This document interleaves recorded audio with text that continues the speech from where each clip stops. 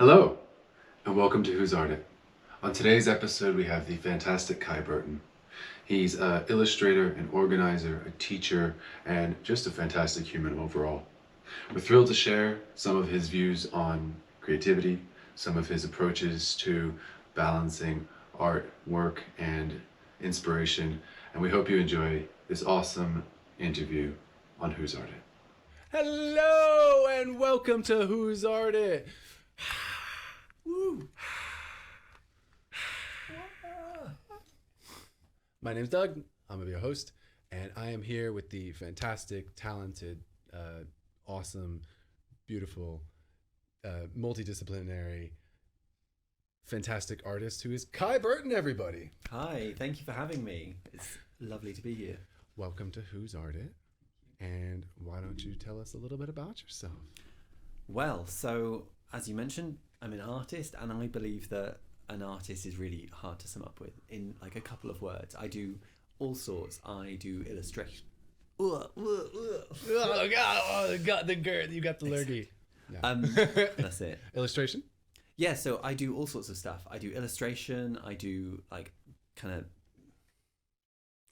I'm gonna retry that because No, illustration, and I've seen some of your writings on the windows. Those are something that stood out to me. So during lockdown, Kai went out and started drawing in, was it Posca or some kind of erasable pen? Yeah, so rather than one of the big things that I love doing is I love making murals on walls. I love painting and drawing on a really big scale. And when you're trapped inside, trapped at home, you can only paint your walls so many times. So what I started doing was drawing on the windows and creating art for everyone to see and to enjoy and appreciate. And that's one of the things that I really love about doing art, is it's not just to be sort of kept and hidden away in a dark room somewhere, but to actually have a side of your work that people can enjoy, because art is really great. Yeah. Have you done any murals in Bristol that we would know about? Yeah, so I've done a few. I've done a variety of like indoor ones for a whole range of different clients, but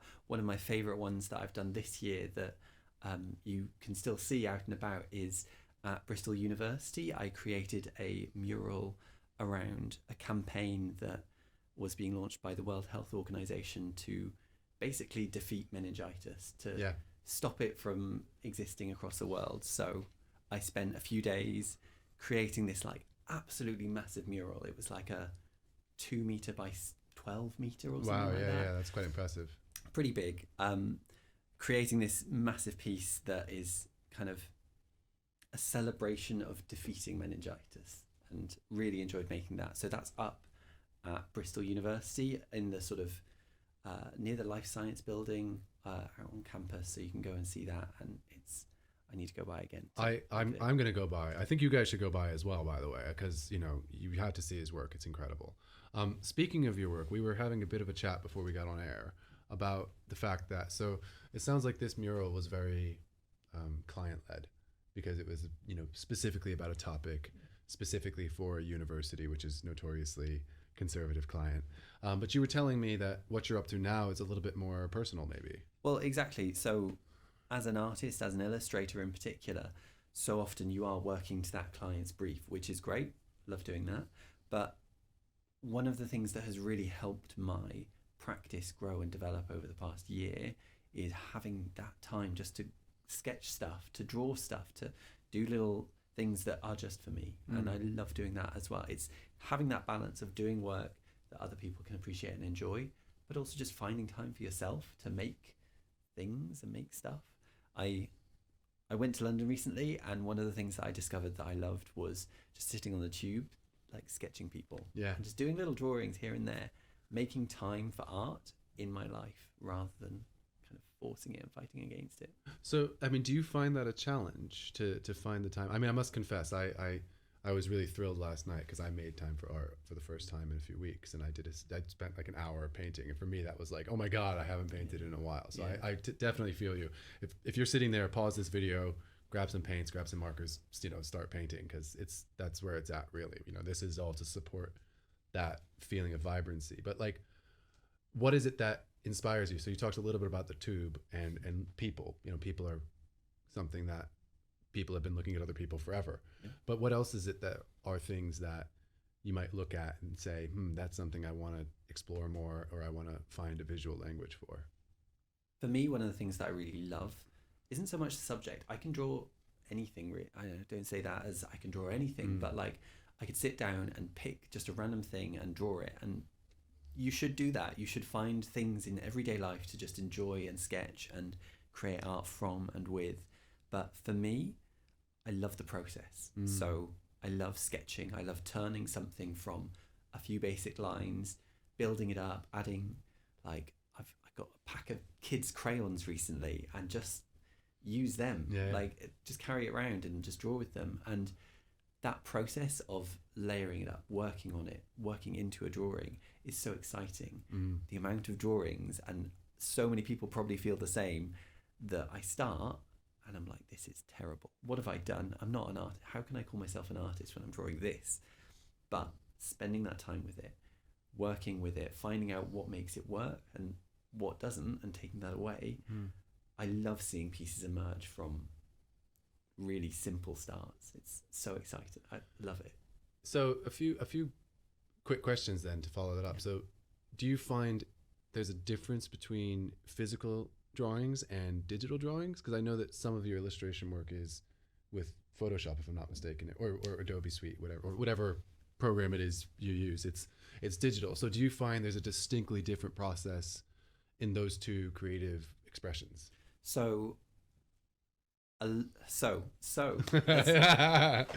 such an interesting question. I personally absolutely love traditional art, and I love the feeling of like a pencil in my hand and just drawing something. However, I also love the using digital as a tool, and I think that that's what it is you look at the huge variety of tools that artists can have, whether that's like traditional mediums such as like watercolor or paint or crayons or pens or markers, whatever. There is such a variety of tools out there in a traditional sense. When you take it to digital, you get so many tools as well. You can use all sorts of different tools and programs and software.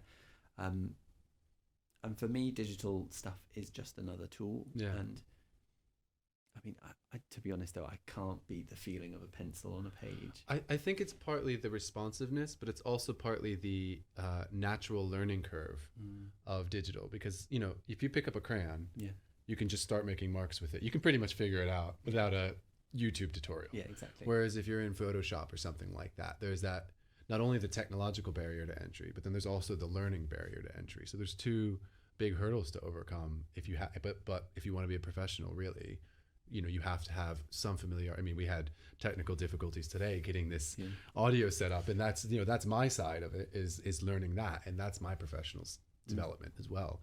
So speaking of professional development, I mean, you do a lot of work with artists, with people who are looking to add more creativity into their life. Can you talk a little bit about how you kind of started off on that journey, how that journey's going, and where you see it taking you? Yeah, so for me, I love helping people. I love being there for people. And ever since I started as an artist, I was never the type to just sit at home and draw.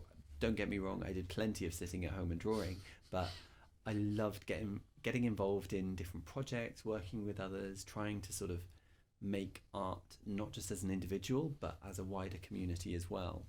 And so by natural extension of that, after spending more and more time being an artist, I kind of realized, well, you know, there's no reason why we can't all be artists. It's something that you can do. You just have to get the right skills, know-how, the right attitude. Like, you can make a career as an artist. I believe that really strongly, and I really want to help other people make that career.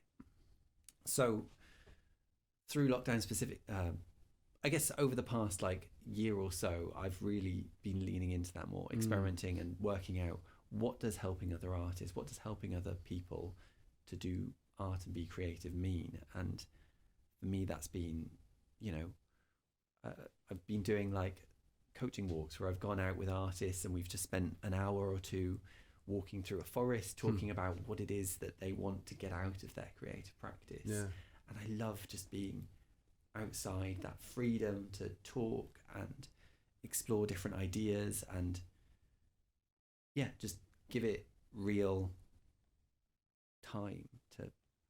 I mean, on a personal note, I mean, we met because during lockdown, and some of you might know, I was struggling to be creative because I had a newborn and a 2-year-old and a sick wife. And one of the ways that Guy and I connected was I did some of his online art workshops, and it was really mentally, physically good for me because it was a chance for me. It was an excuse for me to pull myself away, give myself some time, give my own mental health the attention it needed. And that's kind of, I think, one of the things that's really nice about art and making art, whether it be writing, music, or visual, is that it's kind of something that when you're doing it for yourself, it just feels so natural to express through creativity.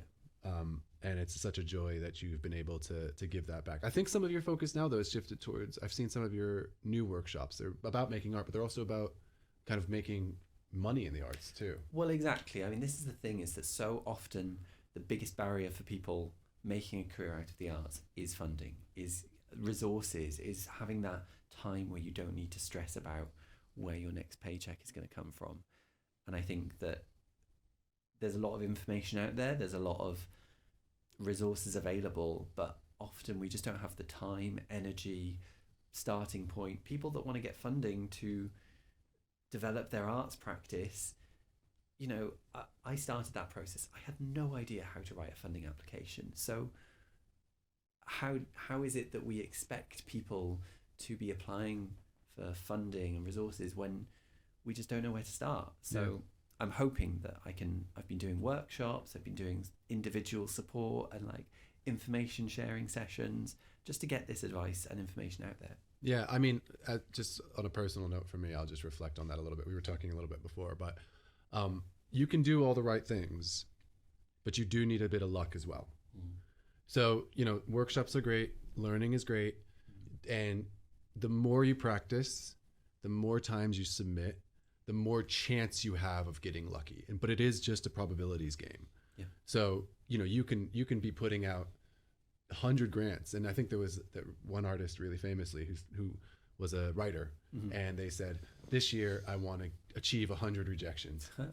Brilliant. And every time they got a rejection, they're like, one more. Another and that's one. A victory. Yeah. And it's a great reframe for understanding that, working in the arts, until you've kind of got to a certain place. But even there, you look at Damien Hirst's work right now, and it's getting terrible critical feedback. Yeah. And I'm sure that bothers him. Like, you'd think it wouldn't, but I'm pretty sure it does. It's got to get to him at some point. He's a human. Yeah.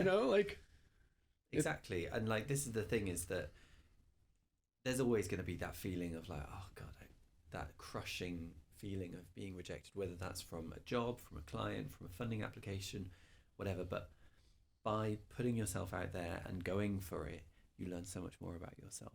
Yeah. With all of these people that I'm helping with funding applications, with talking to artists about what it is that they want to do with their practice, it doesn't matter. It doesn't really matter. I mean, it does, but at the end of the day, spending that time thinking about where you want to go and working out your plan is the most beneficial starting point, really. Yeah. So just, knowing what you want and going for it, I second that fully. So if people do, what are your plans for the holidays? Because this will be, I know we're not there yet in terms of recording, but this will be aired around coming up to Christmas. What are you thinking? What are you doing? Trying to take some time off, and I've managed to plan it so that a couple of different clients finish in good time. And I think that it's so important, as much as you love art and as much as you love making stuff, to have time away from it, whether that's to go on walks, whether that's to see family or friends or the people you care about. Spending time away from your practice is just as beneficial as with it, because they inform each other. You can't draw and create and make without knowing what you care about, knowing what you value, and feeling okay in yourself. I think that so often with Christmas and the holidays, it's this massive build up, and we overwork ourselves, we overstress ourselves, and then we get to like Christmas Day and it's like, oh my god, I need to stop now. And it's not worth that like massive boom and bust. You got to be consistent in taking that time away.